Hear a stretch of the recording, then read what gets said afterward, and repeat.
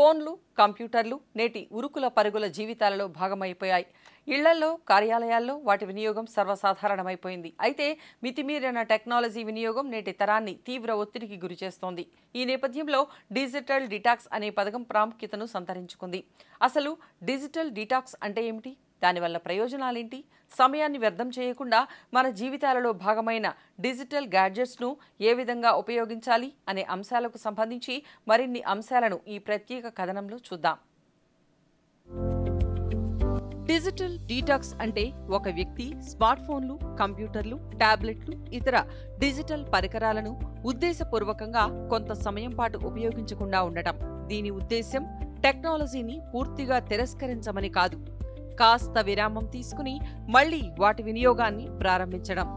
మితిమీరిన టెక్నాలజీ వినియోగంతో అన్ని వయస్సుల వారు డిజిటల్ అడిక్షన్తో బాధపడుతున్నారు. స్మార్ట్ ఫోన్లు, కంప్యూటర్లకు బానిసలుగా మారడంతో ఊబకాయం, హృదయ సంబంధ వ్యాధులు, వెన్ను, మెడ నొప్పితో పాటు నరాలు, కండరాలకు సంబంధించిన కొత్త జబ్బులు తలెత్తుతున్నాయి.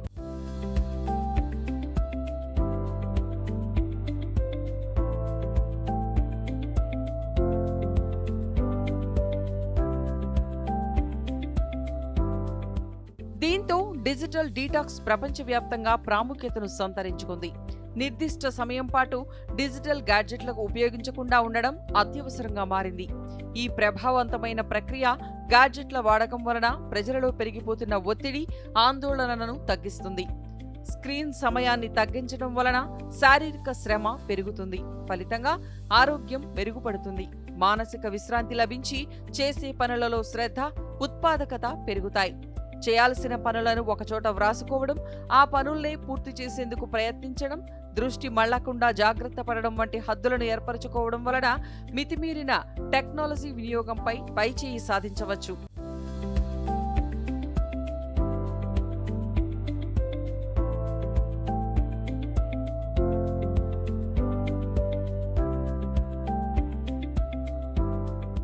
డిజిటల్ డీటాక్స్ మన జీవితాలలో అద్భుతమైన మార్పును తీసుకువస్తుంది.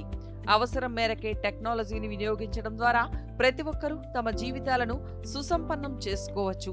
ప్రధానమంత్రి నరేంద్ర మోదీ నిర్దేశించిన వికసిత్ భారత్ లక్ష్యాన్ని చేరుకోవడానికి సమయపాలన చాలా అవసరం. డిజిటల్ డీటాక్స్ వంటి అంశాలు ప్రతి ఒక్కరూ తమ తమ లక్ష్యాలపై దృష్టి పెట్టేందుకు 100% దోహదపడతాయి.